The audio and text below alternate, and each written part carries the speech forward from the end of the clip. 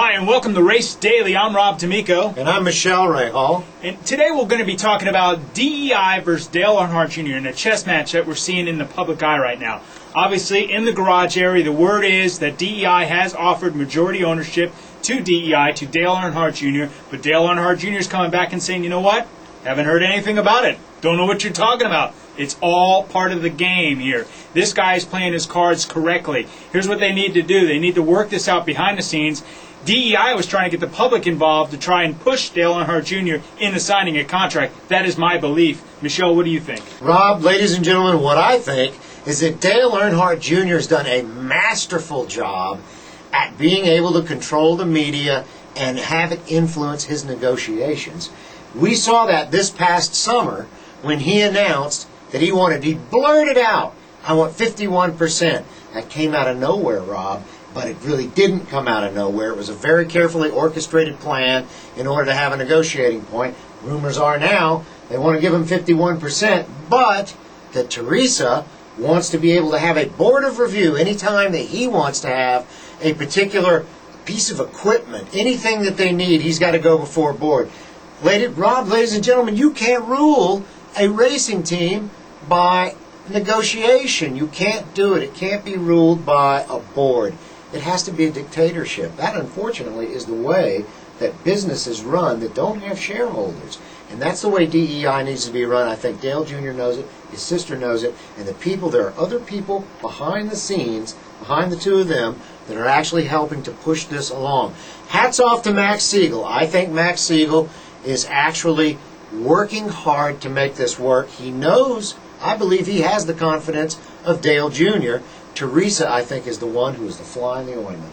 Well, we've mentioned this on our program, Race Day on Fox Sports Radio, and I have to believe that what Dale Earnhardt wants to do, because everybody's like, well, shouldn't he get out of the car? We're talking about Michael Waltrip getting out of his ride, and we're trying to push that. But we'll get into that here in a second. But with Dale Earnhardt Jr., the difference is he wants a championship, and he needs his sister in the front office to get that done. And with this contract out on the table, he can get that done. That's where I think, even if there is a board, I think they can get away with having a board as long as his sister is on the board.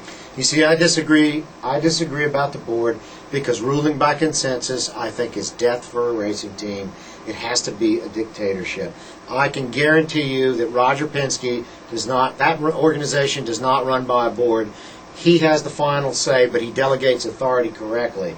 If the board could delegate authority and it proved to be effective, I would buy into it. But on the outset, that kind of system never works in auto racing. That's just my opinion. Once again, we don't see eye to eye. Can you believe it? All right, let's move on. Lewis Hamilton in F1 off to a great start. He's a rookie, and the guy has been on the podium in his first 3 races of the season. That is incredible. And I remind you, he's the first black driver in F1. That's exactly right. There has never been a black driver in Grand Prix ever. He's British, African, British, however you want to be correct about it.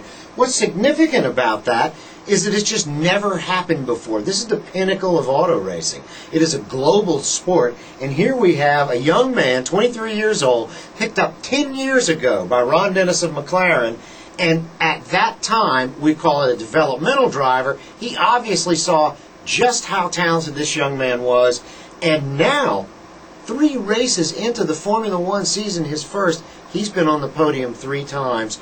He's being touted, Rob, as being the best Grand Prix driver in history. Well, if he keeps going the way he's going, he will be, because that is incredible. 3 podiums, 3 races. I mean, the kid is awesome. And I can't imagine being signed at 10 years old and coming up. He is the first one to say, I'm shocked to be where I'm at right now because I'm amazed on what I've accomplished and what I've learned in an F1 series. Because let's not kid ourselves. Even though we know that those cars will stick to the track doing anything out there, those cars are hard to drive. They're difficult, they're technical, and they're very sensitive to aero, but the sport is sensitive. Any driver that can actually keep himself grounded, and I mean mentally grounded, while they're in the spotlight, in a global spotlight like this young man Hamilton has, it's just phenomenal to what he's been able to do. He's not letting all the glitz and glamour get to him. He has gotten down to business. He's making it happen. Ladies and gentlemen, you are looking at the next Tiger Woods. I can guarantee you this will be front page news when he wins his first race all over the world, not just Europe. I agree with Michel on this one. It's a first. It never happens. All right, let's move on. Speaking of mentally grounded, we go to Michael Waltrip Racing.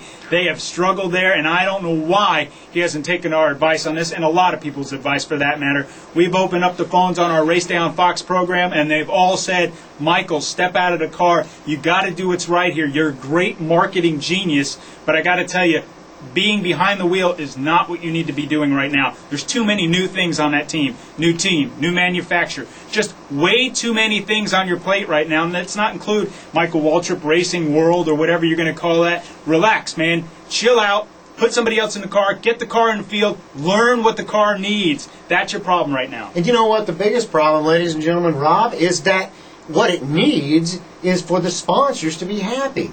He needs to get this car into the races. It doesn't matter whether he's driving or not. And he's got to come to the conclusion that, look, he can't get the job done.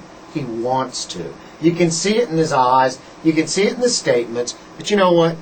Napa and Domino's and all of the other sponsors that are sponsoring this team are going to very rapidly come down to the conclusion that it can't get done, and they are not happy about missing these races. He's missed 7, ladies and gentlemen, 7 races. Napa won't put up with it. Domino's isn't going to put up with it. UPS won't put up with it. It's just bad press. He needs to step out of this car and run the business. We both agree. He's a fantastic marketer. We think that he can run a business. But as early as this week, he said, I'm not getting out of the car. They're backing me up. I'm going to stay in the car. You know what? Sometimes, I'm telling you, people's egos just get the absolute best out of them.